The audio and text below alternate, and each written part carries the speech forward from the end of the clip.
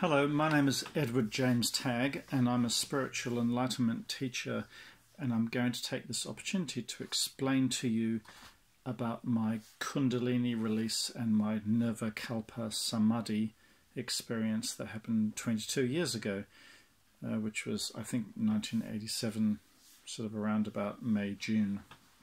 So it was very intense, very quick, very dramatic, and I'll just give you a heads up as to what led up to that experience. Now, I wasn't in any pain, I wasn't in any trauma, I was generally just what you would call a seeker. And I was doing psychology classes, and I had some contact with John Rowan, chairman of the Association of Humanistic Psychology Practitioners, and he started talking about various British physicists that had contact with gurus from India, if you like, and they were looking into equations of infinity and whatever. And I was just very curious about the outer reaches of science. You know, could you use science for the human potential development movement in humanistic psychology, and could you just go further and further and further? Because Abraham Maslow talked about these peak experiences. And I'd been reading some books by Carlos Castaneda because when I was very young, I was interested in American Indians. So those books, they just enthralled my imagination. So having said that, you know, it went on and on and on. And anyway, I saw or experienced what I call a triple synchronicity, which for me was really an omen or a message. And at that stage, really, I suppose I could be classified as an atheist or an agnostic, had no particular beliefs in God. I was baptized and spoke in tongues when I was 16 as a Christian in a Pentecostal church, and then I left that entirely and got involved in the sciences, and in London I was working in banking, so quite a methodical, logical brain. Now, I've always been very emotional in being a Cancerian because I had a career as a professional ballet dancer, so always loved beauty and overextending yourself and weight training and just trying to get some kind of human perfection or divine grace, but I didn't have a word for that, you know.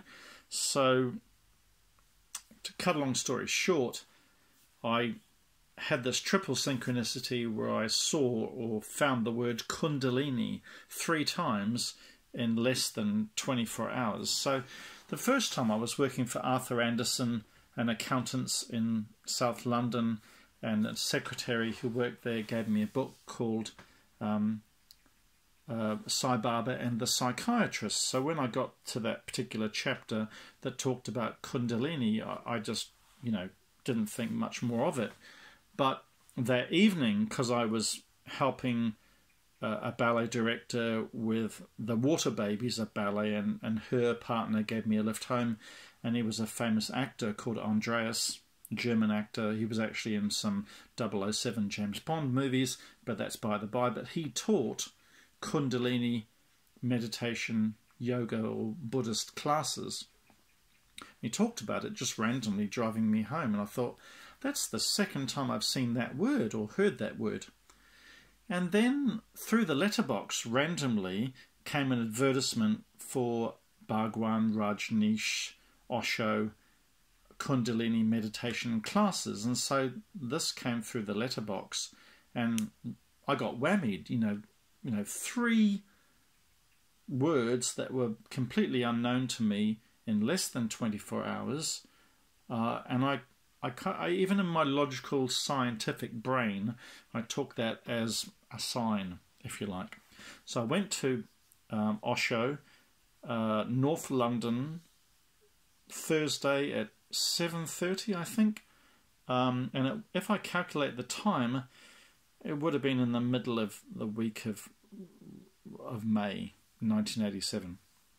Anyway, the thing you do is you have quarter of an hour sections, but the segment where you shake a lot, you shake, what you're trying to do is you're trying to jolt the energy going up the nadis, N-A-D-I, and you've got your Sushumna and your Ida and your Pingala, the nadis either side. They're columns or channels in yoga philosophy or yoga medical knowledge, and you're trying to activate the Kundalini from the base of the spine and move this energy up. Now, I was a complete newbie, first ever meditation class, didn't really believe in anything or even understand anything. I only read 2 or 3 Carlos Castaneda books, and that was pretty much it. Definitely no interest in drugs, and never really done drugs per se. So, anyway, I'm in this last stage of the meditation where you're actually lying down, and all they'd say is just think of unity, whatever unity is. It was a pretty notion of thinking that we're all one, and it was nice feeling. So the last quarter hour section, I just imagined that it must have been like 10 or 12 minutes had passed by, and I thought, well, this isn't working, because I've been weight training and doing ballet, I kind of have an expectation that if you put in some kind of effort, you want some reward in return. So in my brain, I'm scratching my head and saying, well, there's nothing going on here, this is nothing. And just at that point that I said that, I had this feeling of more quiet than usual, more peace, and I think it's because the jolting sensation and the dancing, Osho believed that you had to kind of shock the Western mind into going quiet, and that's exactly what the technique did. So then I started to see patterns appear in my forehead. I really travelled into, and I saw colours. First it was a green, and then I couldn't decide if it was going green, dark green, or going purple, and they were kind of like phasey colours. And then I just like your imagination, like you're dreaming. I just imagined that there was this brick wall around me, just a solid brick wall, a bit like a little castle, a little mini castle brick wall around me. And then I looked at my heart, and it was like a disc. Actually, here's a CD-ROM right here. It was exactly like this CD, and it was right like that. It was a disc, but it was horizontal like that. And I could see it, and it was normally in these paintings of Mother Mary and Jesus, they show this disc of light this way with rays of light. So you can see these rays of light going this way, but mine wasn't like that. Mine was that way, and the light was in there, and I never had teachings about meditation or anything at all, so I didn't even know this, didn't even expect it, didn't even know what to look out for. But this little tiny disc about that big was in there, and it was horizontal. And I saw this caterpillar crawling out, but it wasn't a caterpillar when I looked at it. It actually was like a little photon of light, just one little tiny photon. It was just moving. And then it started travelling further and further away from me, but it was like it was looking for a gap, and the wall had lots of gaps, so it travelled through one of the little gaps between the bricks. And then another little photon of light, crawled away like a little caterpillar. I thought, well, this is quite enjoyable. But magically, when it hit one of the bricks, the brick just dissolved. It didn't explode. It just disappeared. And then these discs of light, they started to really get going. They were going out in every direction, all around me, discs of light. Suffice to say, when all the light travelled out of my heart and hit each brick, all bricks disappeared. And I kind of later surmised that the bricks symbolized my ego or my boundaries or my structure, and the light was the inner light of God dissolving my ego. So that's how I think on it now. But back then I had no way of imagining or guessing or coming up with that scenario. So then other images came. I saw this, it wasn't a coiled snake like in normal yogi Kundalini philosophy. It was just smoke. It was smoke from the base of my spine, but it had this lovely sort of coil, and it came up through the back of my mouth, if you like, and the top of my head, like this smoke, but then it did become a snake, and it turned around and looked at me, and it was this snake. Now, it wasn't some demonic, horrible, nasty snake. It just was calm, and I wasn't afraid of it. But when it turned back away, I just focused on the snake's eye, and I travelled into the eye. You know how when you meditate, you literally, like a little ant in a UFO, and you travelled into it. And then I saw this man with the hat, and it sort of, I don't know if that was my imagination, but there was a man with a hat in the books of Carlos Castaneda, and I felt like I travelled into this man's eye. Anyway. And then the very final scene before they rang their bell, ding-a-ling, I just saw, I was lying horizontal, this pyramid started rotating, and when I looked into it, there was like a golden, I thought it was like a goddess sitting meditating in the centre of this pyramid. And then it kind of rotated, and another pyramid came up from underneath my heart. I know people talk about Merkabahs, but I didn't know what that was, and I don't personally believe in things like Merkabahs, but there were just two pyramids, and they aligned when they touched, and I was sort of travelling into the centre, or maybe I was this goddess in the centre, I don't know. But anyway, so I went home, thought nothing of it, and I thought, well, that was pleasant. It was kind of nice. So, you know, really wild imagination. That's kind of fun stuff. But I was just travelling home on the London Underground, I should say, North London. That's the Northern Line. So I think it's whatever, it's Kensal Rise or Kensal Green or one of those ones. I forget. Tufnell Park. I forget. But I just noticed that when I looked at a young man's hair, and he had lovely curls on the side of her hair, I just was transfixed with this lovely S-curve. Now, as a wood carver at that time, I was working carving and restoring 5 Catholic churches, because I got on very well with an architect who had Catholic contacts. So I was kind of focused on beauty and lovely S-curves, as you do. If you're a wood carver, you've got the C-curve and you've got the S-curve. And I just saw beauty in things that I wouldn't ordinarily see. And I thought, well, okay, well, that's nice. But I also had this sort of calmness. And then I said, well, is this what unity feels like? And I thought nothing of it. So I went home, went to bed.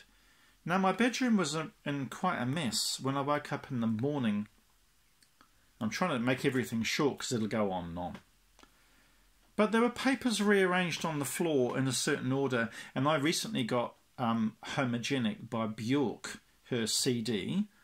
Homogenic is very dramatic, and I'd been working in banking and did a small amount of wood carving, so I had quite a logical, tunneled English middle-class banking mentality at that time, if you like. But Bjork's music, it really kind of shake things up. It talked about the state of emergency, and then I started thinking about the war crimes in Bosnia and all the suffering they were going on. And I kind of felt, well, I didn't believe in angels at that time, but I kind of felt like it was like a calling, like this state of emergency, you know, like have awareness for the suffering in the world. And as soon as I thought on that, and I thought, well, last night they were talking about unity, suffering, compassion, and I wasn't transfixed, but I had this presence of awareness. Now, the thing I want to say, the day before, this is back the truck up, apologies, but when I was downstairs watching television, I turned TV off after Good Morning Breakfast, whatever that was, and I went into this daydream, and I sort of sat in the chair for a good 2 or 3 hours, and I just imagined that I'd been studying all of this psychology, and I could come up with no answers, and I felt that I'd reached the limit. And I just imagined that two people were going to knock on the door, a bit like the movie Men in Black, and they were going to come in with black suits, and they were going to be from the government special secret service, and they were going to say, "Congratulations, Edward, you've kind of reached the pinnacle of your scientific or studies, and you can't go any further, but we want to train you and help you learn, you know, government secrets or whatever."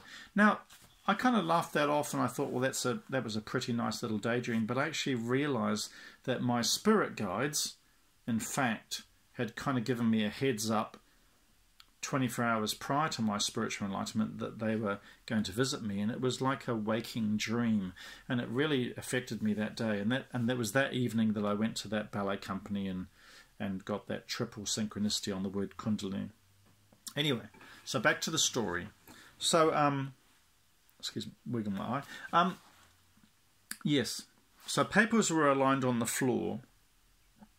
And when I was playing this Bjork music, it was really shifting my internal structures of my middle-class English or whatever upbringing, or whatever you want to call it.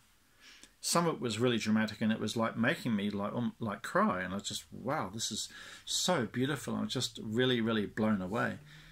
And then it wasn't a voice, it was just a feeling like I was being directed to look at certain things. And when I looked at the floor, certain patterns in the pieces of paper kind of had a direction. And it was like pointing or directing or moving me somewhere. And I just opened the curtain and I saw a steeple, a church steeple. And I thought, well, yeah, okay, well, I've been restoring churches, that's no different. And then I've been looking at a tree and a mast, and they're all pointing up, and it's like this presence saying, look up, or rather that this compassion I was having, or this focus on the suffering in Bosnia and this beauty coming out of this powerful Bjork music was saying, you know, this is God, this is enlightenment, this is look up, church, God, you know, oneness, whatever. And then it was just hitting me, and I was just flooding with tears and just like hyperventilating, and my knees just dropped to the floor, and I probably had both hands on my heart. And then immediately this kind of internal voice directed me to look at the bookshelves, and I got numbers. So the 6th book from the left, and look at the bottom of page 63 or whatever page it was, and it might have been a reference to, you know, we are here, like your guides or your angels or enlightenment or God or love or whatever the message I needed at that moment. And it really, really hit me, and I was being told through these books that I was having enlightenment, but I didn't even need to be told that. I just, even before I looked at the book, I said, is this what they call spiritual enlightenment? And so I wasn't even searching for it. I wasn't even expecting it. When it was happening, I thought, wow, I'm in it. And I thought, well, why me? You know, like, and then when I said why me, like, why on earth me? I just got flooded with this gratitude, and it's making me emotional now. Even 22 years ago, it flooded me with this level of gratitude that you can't find words to talk about it. You know, the Kundalini, when it starts really rising up your spine, and there was an advert on TV that says, get a reach toothbrush or get a flip top head. And it's really funny. It was this cartoon, and the whole head could flip back. And it said, yeah, either get a flip top head or a reach toothbrush so you can get on the back teeth, right? And it was really funny.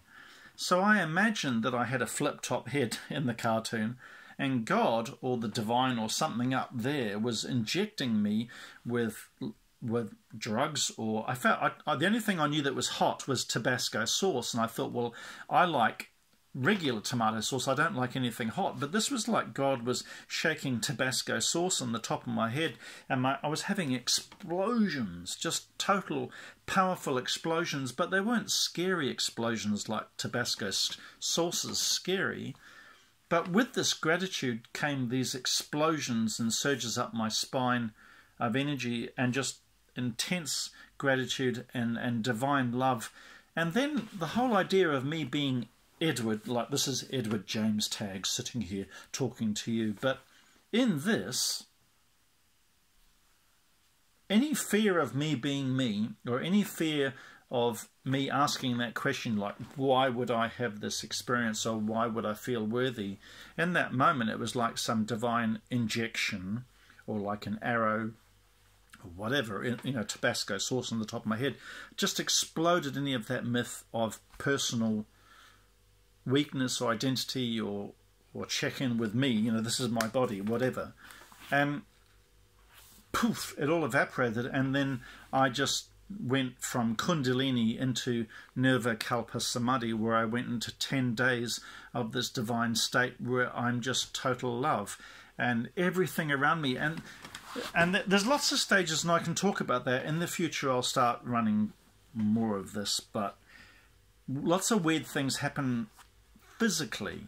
So, because spiritual enlightenment, what must be said, is very different from spiritual awakening. Spiritual awakening is you're part of your search and part of your awakening to new ideas, but spiritual enlightenment is a bio-spiritual, body, visceral experience, and certain really weird, kooky things start happening.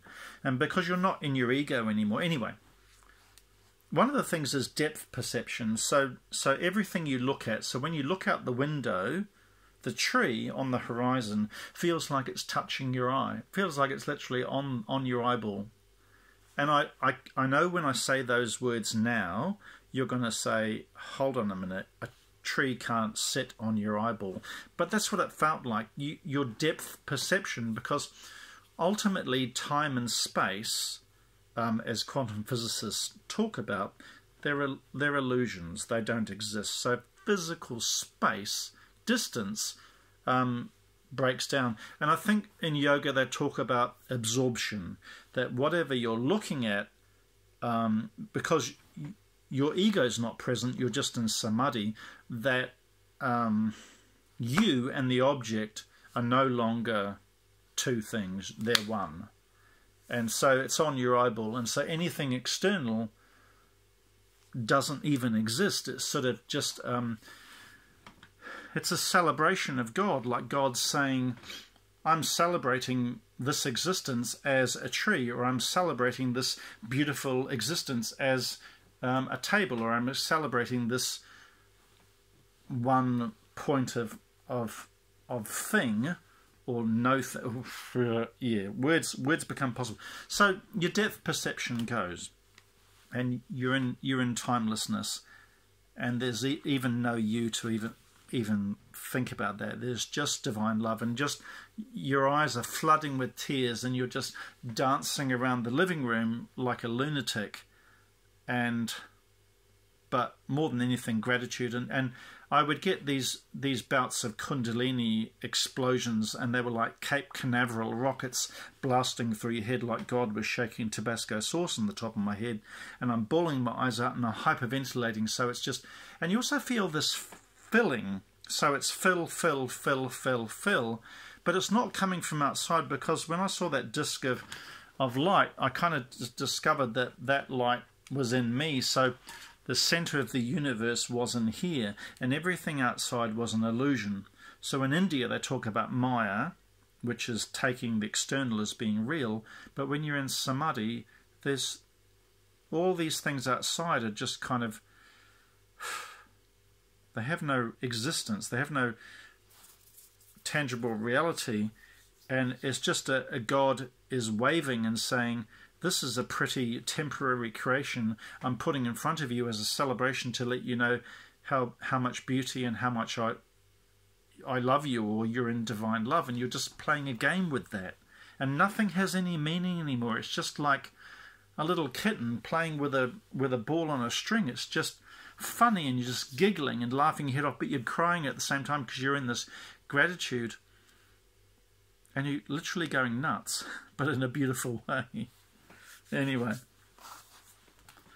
yeah, it's hard to explain. So these bouts of Kundalini and the Samadhi that would be left over from that, where there's just poof, nothing, you get about 25 seconds of that, and you'd be hyperventilating, like a hyperventilation, but in you're crying and you're filling and you're just intense. You feel like if you maintain that power rocket inside your head, that you would literally explode and all your atoms would just cease to exist, that the physical body wasn't strong enough or capable enough to contain any of that.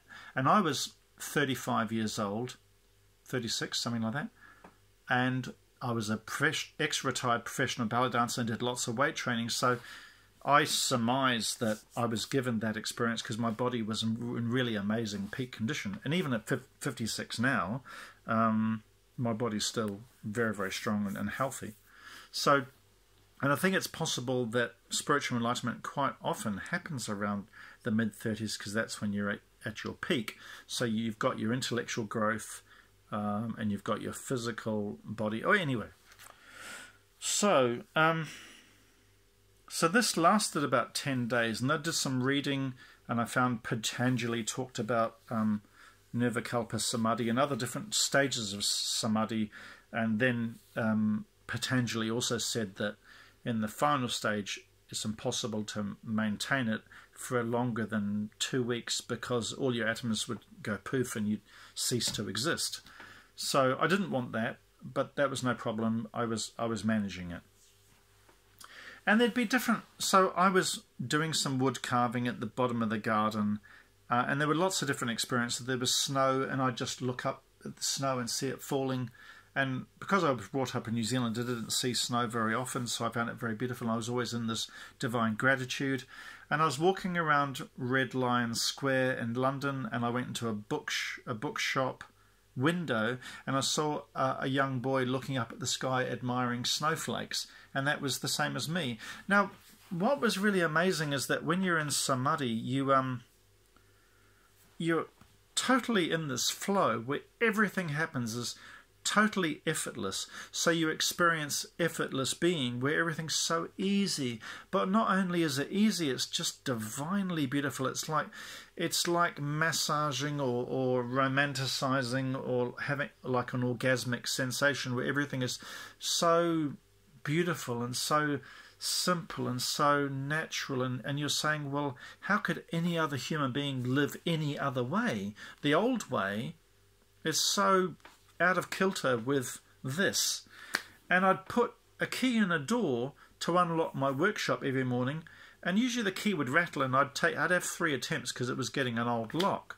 But when I was in Samadhi, I'd put in the key very, very slowly, and as I turn it, I would literally hear it, anticipate it beforehand, and I could feel it touching metal, and it'd go click, and I'd be blissed out and crying because the key clicked, and I just felt melted into the key, melted into the connection of the lock, and because it was effortless, I was reaffirming my God identity, and I was no longer an Edward. Everything was beautiful. Everything was effortless. I'd just see a bird on a tree picking away at a seed, and I'd connect into the bird.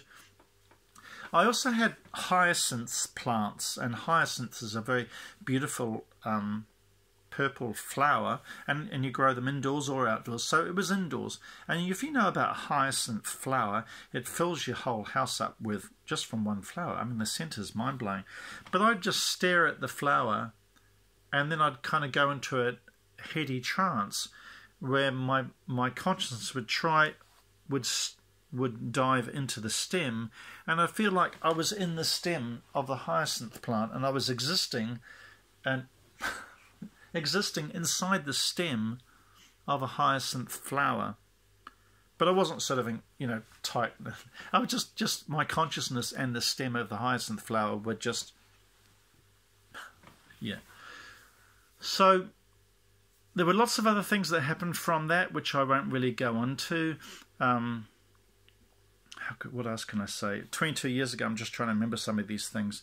But the effortless was really beautiful. The walking, when you walk, like rolling your foot through the pavement, you felt like you were walking 1 inch off the ground, and walking was a beautiful ballet. And when you see people on the London Underground, I would just sort of stare at someone and just smile at them and just be amazed at their hairstyle and the beauty. And then one man saw me, and he was reading his Evening Standard, and he went like that, and he saw me staring at me, and he went, and I didn't get it. I didn't know why he was annoyed. I just had this divine love for him, and I was seeing an extension of myself through him. and it was all one, and I was just in love with everything, and everything was just this romantic relationship. It was a deeply personal, loving, endearing romantic relationship with everything and everyone. And then I saw homeless people on the street, and I would, sell my computer, and the money I got from my computer, I would give all the money until I even had 50 cents in my pocket, and I would give that. So you felt that as this God experience, everything was you, so you had a vested interest in being available, being lovingly available to everybody and everything in every moment. So other experiences like really grew and really took over.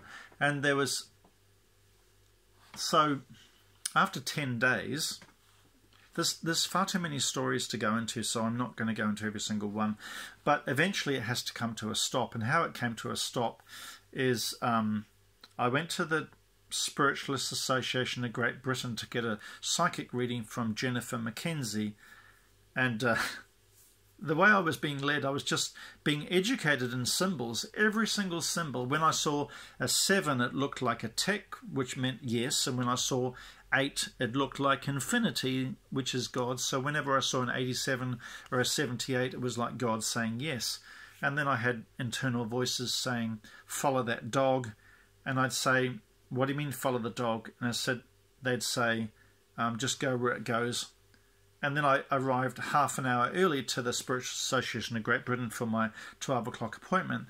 And they said, well, no, you're not half an hour early, you're on time. Anyway, so Jennifer Mackenzie told me, well, just a heads up, you might actually get visited by aliens. And then I thought nothing of it. And then the following day, I was lying in my bed and I saw some dark shadows. And I'm not going to go into what that was.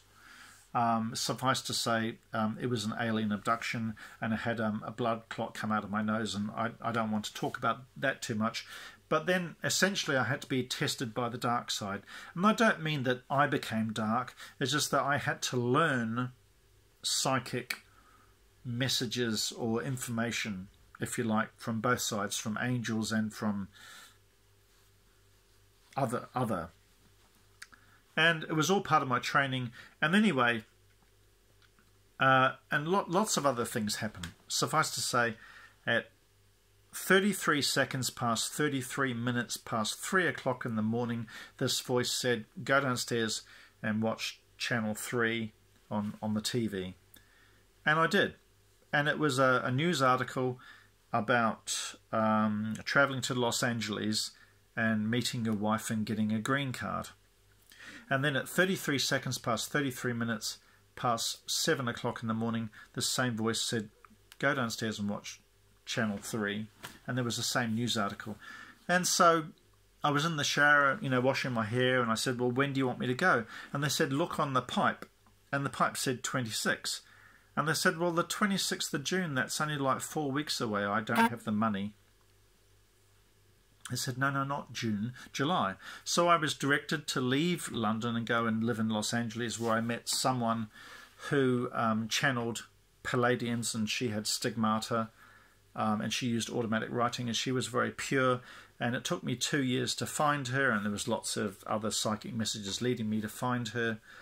And long story short, she channeled Palladians, and I learnt that I was a starseed, that my name is Nepal, N-E-P-O-L, and that I was a Syrian, and I was indeed working with Mother Mary. Now that's when the story gets really advanced, and that's 20 years ago, and I'm 22 years on, so I won't tell you what I'm doing now, because I'm a long way on from then. So I've developed as a psychic clairvoyant medium. I've developed as an inner child therapist and hypnotherapist. Did some suicide counselling at the D.D. Hirsch Mental Health Center in Los Angeles and Culver City. And I also work generally as a therapist now and a spiritual enlightenment coach, if you like. Because 22 years, a lot's happened. But I'm coming here online and making myself available. I haven't done much on YouTube before. I do a lot on Facebook. I give a lot of free talks. So I'm basically letting people know. I think it's really, really helpful to talk about your spiritual experiences, because other people can say, yeah, okay, I can relate to that, or I can't, or whatever. So that's me, Edward,